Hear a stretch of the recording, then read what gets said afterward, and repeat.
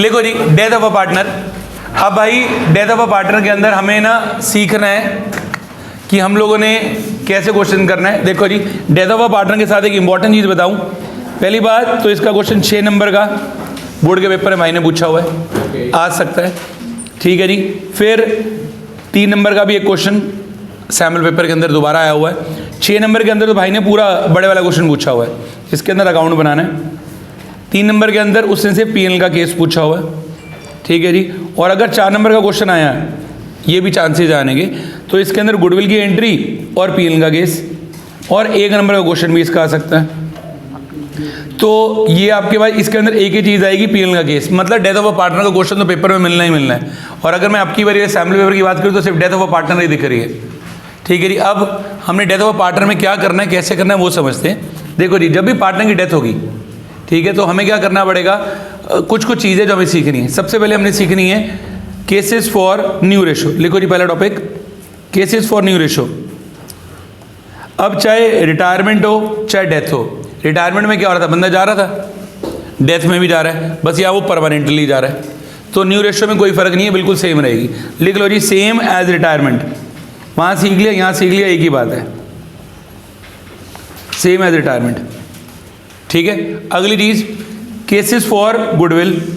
भाई गुडविल का ट्रीटमेंट भी बिल्कुल सेम है, जो इधर किया था वो इधर भी करना है। वहाँ क्या था गुडविल का ट्रीटमेंट, रिमेनिंग टू रिटायरिंग। यहाँ पर भी एंट्री क्या बन जाएगी, सेम एज रिटायरमेंट।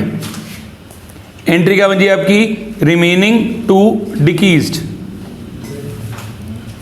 जो गरीब बच्चे हैं जिनको डिकीज समझ में नहीं आता, वो लिख लो डेड, ठीक है जी। वो क्या होता है जी, डेड।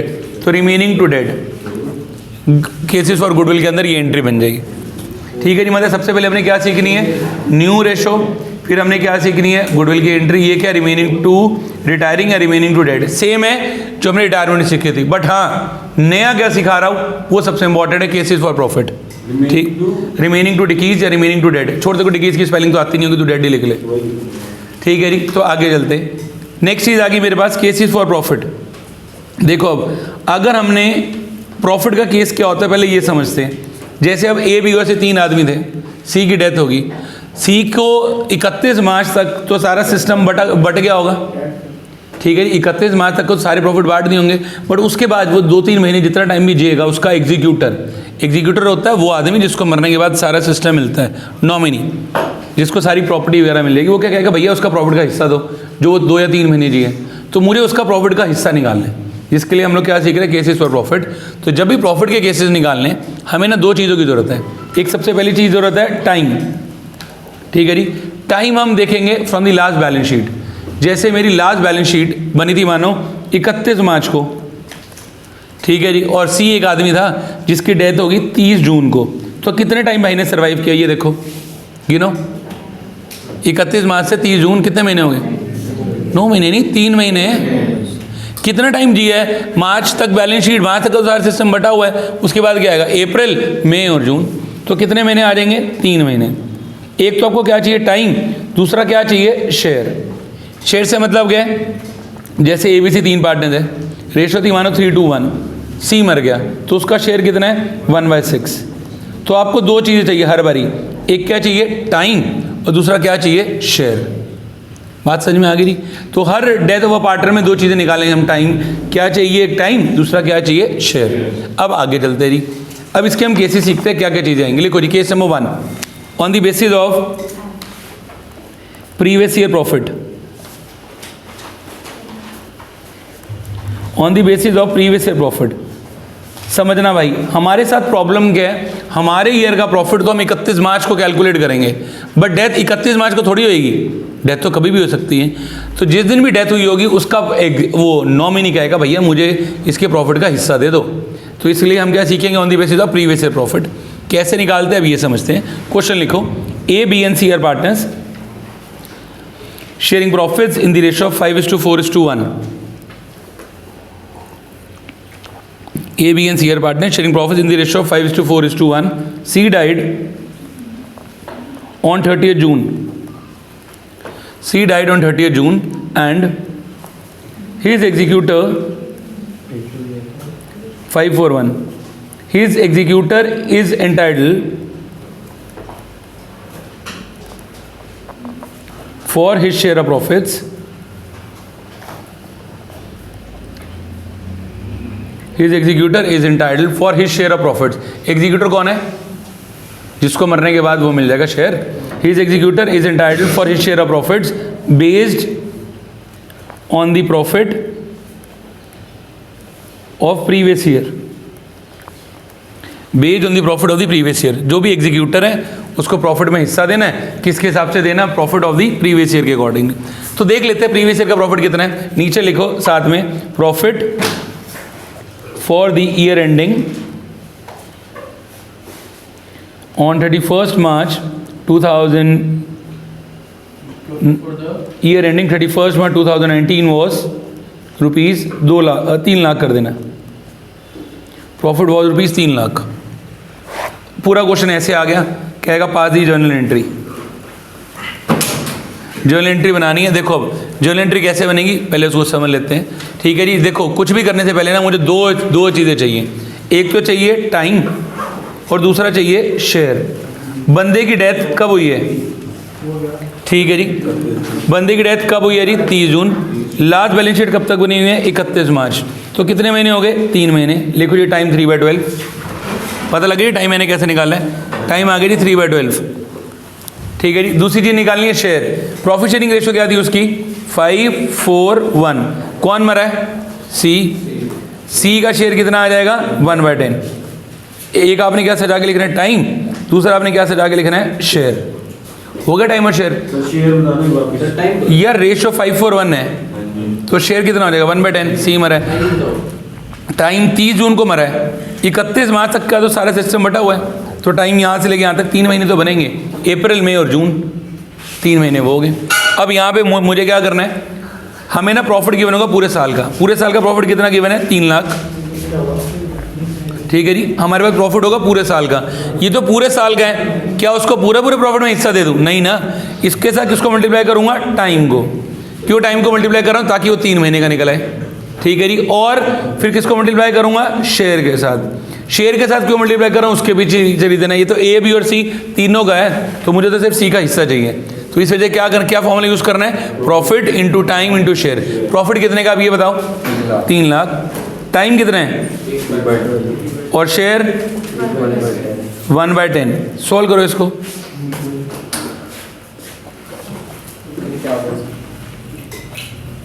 ₹7,500 कितना आ गया जी? 7,500। और इसके लिए हमारी जर्नल एंट्री क्या बनेगी? P&L suspense account debit to कौन मरा है? C's capital account. 7,500 P&L suspense account debit to seize capital 7,500। मतलब क्या किया? सिर्फ प्रॉफिट निकाला, प्रॉफिट को किसके साथ मल्टीप्लाई किया? टाइम और शेयर, और उसकी जर्नल एंट्री बना गएंगे। इसके लिए एंट्री बनेगी P&L suspense account debit to seize capital. तो केस नंबर 2,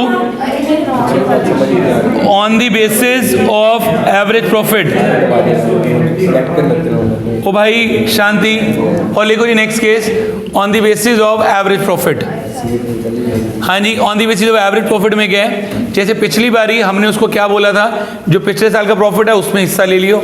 अब की बारी हमने उससे क्या बोला? जो पिछले 4-5 सालों के प्रॉफिट है उसके अंदर अपना हिस्सा ले लियो। उसे क्या बोल देते हैं? On the basis of average profit. लिखो जी question, A, B and C are partners sharing profits in the ratio of 2:1. B died on 1st October 2019. A, B and C are partners sharing profits in the ratio of 2:1. B died on 1st October 2019. His executor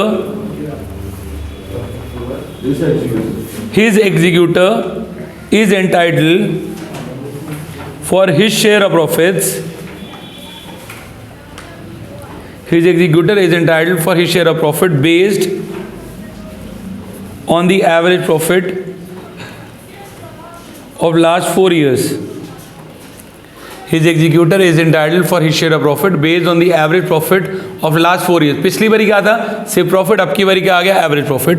profits वर, लिखो जी 31 मार्च 2019 1 लाख, 31 मार्च 2018 80,000, 31 मार्च 2017 60,000, 31 मार्च 2016 40,000।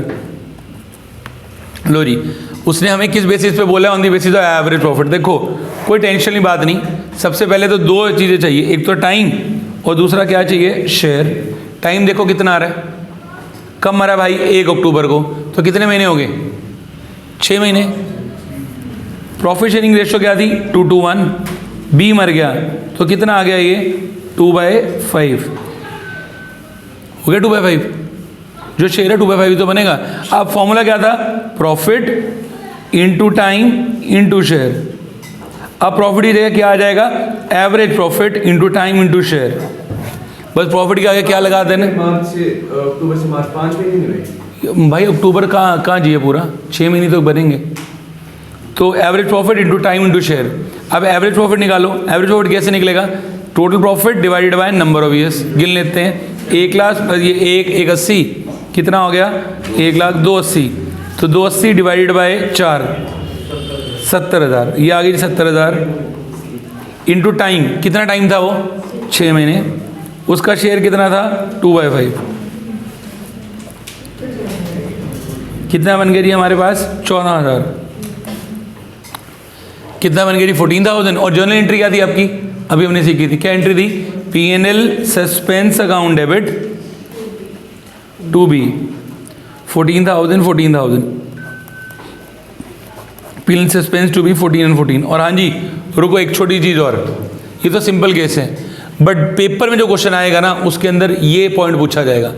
जो मैंने करा ये वाला नहीं पूछेगा। अगर by chance question में न्यू रेशियो गिवन है, जैसे बी की डेथ होने के बाद मानो कि यही सेम पूरा क्वेश्चन है, बस नीचे बोल दिया कि A and C will share future profit and losses equally. A और सी की फ्यूचर रेशियो में क्या दे दी? इक्वल। अगर ऐसा कभी भी आ जाएगा तो क्या चेंज आएगा? तरीका बिल्कुल सेम है। हमने क्या करना है? Average profit into time into share. Same आपने किया। एवरेज प्रॉफिट हमने कितना दिया, कितना निकाला था? 70,000। टाइम कितना था? 6/12। शेयर कितना था? 2/5। सॉल्व करके हमारे पास आंसर कितना आ गया था जी? 14,000 रुपये। अगर रेशो चेंज नहीं हो रही तब तो क्या जर्नल एंट्री थी? P&L सस्पेंस टू बी जो मरा है। बट अगर रेशो चेंज हो रही है तो इस सिचुएशन में हमारी एंट्री बन जाएगी रिमेनिंग टू डेड पार्टनर। ये एंट्री क्या बन जाएगी? Remaining to dead. भाई गुडविल वाली एंट्री। अब रिमेनिंग कौन कौन बच गया बी की मौत के बाद? ए और सी। तो जर्नल एंट्री क्या बन जाएगी? ए सी टू बी। 14,000 रुपये आ गए। और इस पैसे को मैं कौन सी रेशो में बांटूंगा? गेनिंग रेशो में। तो इसके लिए मुझे क्या चाहिए होगी? Gaining ratio. पुरानी रेशो क्या थी? 2:1। ठीक है जी, ये तो ओल्ड थी। और न्यू भाई ने हमें कितनी दे दी? 1:1। ये तो उड़ गया। ठीक है जी, तो गेनिंग रेशो निकाल लेंगे। गेनिंग रेशो कैसे निकलेगी? New ratio minus old ratio. ये कितनी बन रही है? 1:1 बन रही है। ठीक है जी, ये हमारी आ जाएगी जैसे ए की 2/5 सॉरी 1/2 माइनस 2/5। सी की हो जाएगी 1/2 माइनस 1/5। ये हो गया जी 10। ये गया 4 5 1/10। ये भी हो गया जी हमारे पास 10। ये गया 5 माइनस 2 3/10। तो गेनिंग रेशो क्या आ जाएगी? 1:3। तो ये जो 14,000 रुपये कौन सी रेशो में बटेंगे? गेनिंग रेशो में। गेनिंग रेशो कितनी थी? 1:3। तो 14,000 को इसी में बांट के देखेंगे। ये हमारे पास अमाउंट बन जाएगा 3,500 और 10,500। मतलब क्वेश्चन बिल्कुल सेम है, सिर्फ फर्क क्या आ रहा है कि अगर रेशो बदल गई तो अमाउंट कौन सी रेशो में बटेगा? Gaining ratio. रेशो नहीं बदली तो P&L सस्पेंस टू बी। और यही टॉपिक ही आएगा पेपर में, सबसे इंपॉर्टेंट है।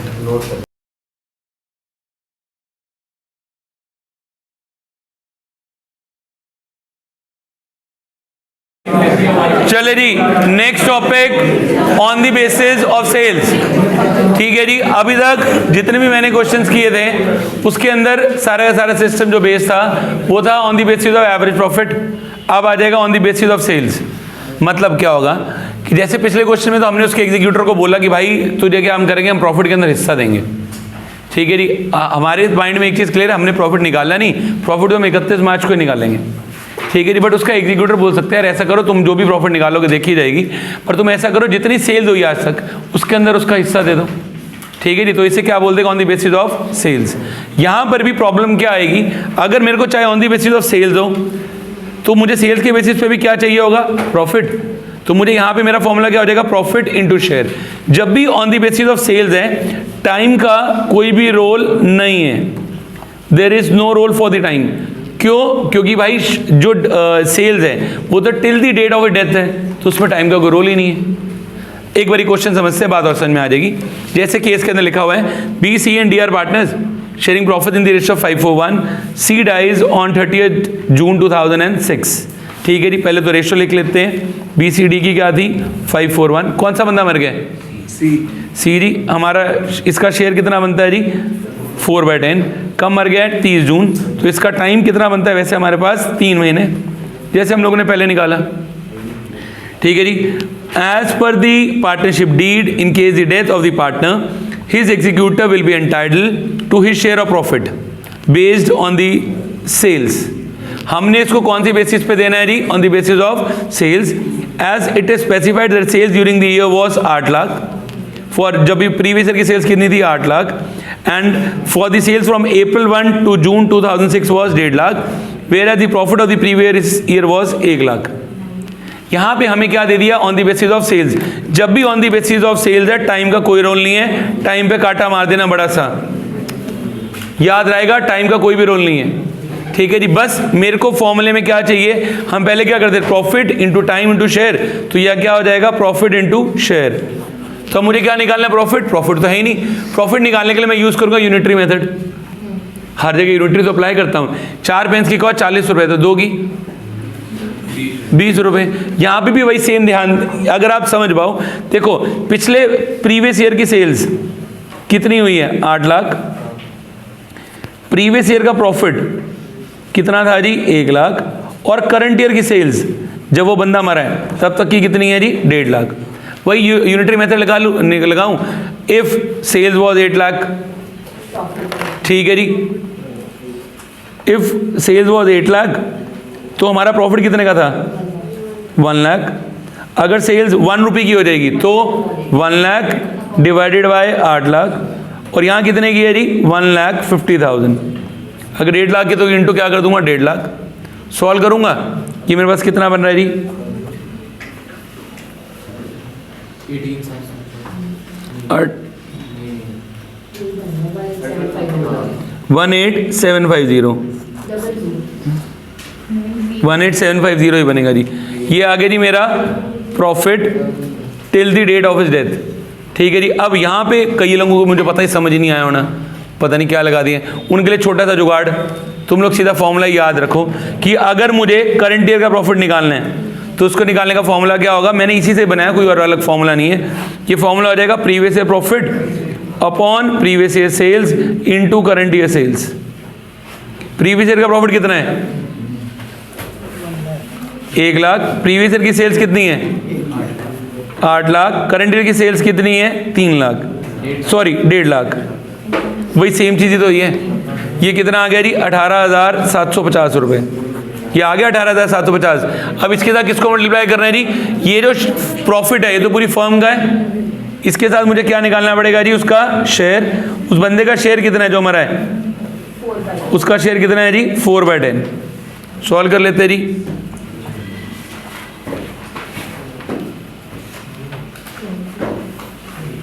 ₹7,500। और इसकी एंट्री वही सेम, क्या एंट्री बना रहे थे हम, P&L suspense account debit to कौन मरा है, सीज एग्जीक्यूटर अकाउंट या सीज कैपिटल अकाउंट। 7,500